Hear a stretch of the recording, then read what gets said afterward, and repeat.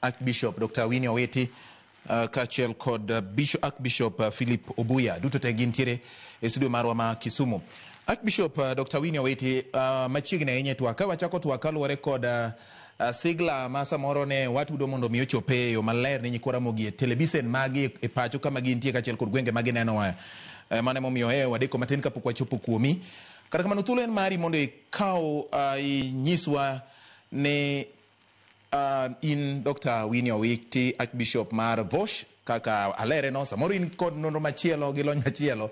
Kata kamano wan ka wang'iyo weche mag duond kanisa kawuono ni e piny Kenya area yotelo eng'iyo gik matimore kendo chiwo yo ni ma yo mowinjo bed ni oganda luwo ahinya to bang' nindo mar Raila Odinga ma ochung' kaka mise maduong' ahinya e gayo oganda ahinya to weche mag siasa, weche mag kido kod timbe kachiel kod yo ma oganda nyikwara mogi luwo. Machiegni ahinya Archbishop Dr. Winnie Owiti. Erokamano ahinya George Barry kuom miya thuolo mondo awachie matin a program mar Ratil Show. Wan ye sama tek kabisa kaka jo Kenya bang' tho mari Right Honorable Raila Amolo Odinga. Okosebedo mayot ahinya ne jo Kenya kendo jomoko paro ni gileko ni the Right Honorable biro chier. To adiera eni onindo kendo wadong' gi bugo maduong' ahinya kendo kod parruok ni to ere ng'at mabro romo e wuoche mane jaduong' orwako katelo ne piny gi rieko kendo riwo oganda mag kabila duto te ma ok oyiero ni en jaluo kendo ne en kod misigo maduong' mar ng'iyo ni to jo Kenya nyalo yudo konyruok nade e piny matek sani ma konyruok yud kod ji duto te. Onyalo paro ni jaduong' okonyowa kata sirikal ma wantiere sani ni dine ok odonje to kang'e ni Kenya dikoro chalo nade. Omiyo ka wan e studio kaka wuono kaka jolemo to wawuoyo kod jo Kenya mondo dogi lamo Nyasaye matut manomiwa Raila Amolo Odinga mondo bed Joshua marwa mane terowa Kanaan. Nawinjo kowacho ni ondiegi ne ng'eny e kor yo kendo ne otame mondo chop kama dwaro mondo wachope.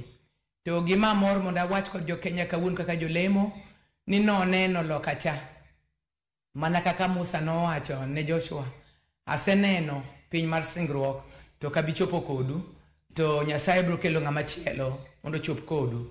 Awacho niya, Nyasaye mayiero ji telo kendo Nyasaye mamiyo ji telo. Omiyo wan kaka jolemo wanyalo wacho ne jo Kenya mondo donje lamo matut mondo Nyasaye omiwa jatelo machal kodi Raila. Ang'eyo kaka jayalo ni ka ng'at makare onindo, awacho ni ng'at makare nikech Nyasaye nomiye piny mondo telne piny. Anyalo luonge gi dho muma ni janabi, prophet mar politics. Nowuoyo to kendo ka nowuoyo to gik manowachogo ne mako chuny Kenya mangima ma ok joluo kende. Omiyo walamo mondo roho mane Nyasaye oketo kuom Raila kakoro nendo e bur mondo bi ochier kuom nyi Kenya gi yowuot Kenya mondo gilu legacy mare jibro neno ka Nyasaye ni kod nyithindwa gi kendo ka gichung' ni adiera maonge mibadhi nikech sani piny rach kabisa. Ji mang'eny iloko kod pesa kendo kosemigi pesa to gik moricho giluongo ni beyo. To Raila Amolo Odinga ma baba ne ok nyal lok gi pesa, nodwaro mondo ne piny maber.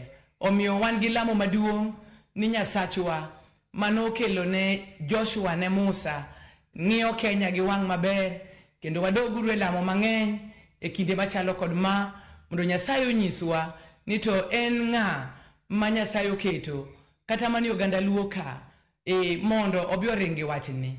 Atiko ka wacho niya, muma wacho ni kodhi lwar achiel to koti to ti mang'eny. Alamo mondo roho mane Raila nigo mondo ti kuom yowuotwa gi nyiwa mondo wayud Raila mang'eny e ndalo mabiro mondo Kenya obed kama ber dakie. Nyasaye tok nyal koso ng'at ma oting'o malo.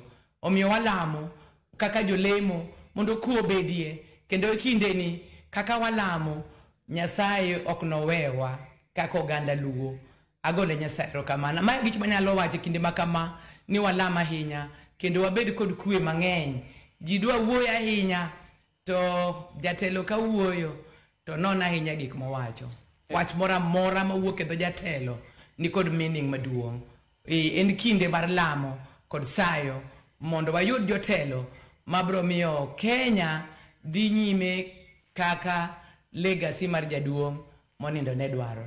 Ma wach manyalo wacho kinde machalo kama kaka jolemo wamed lamo.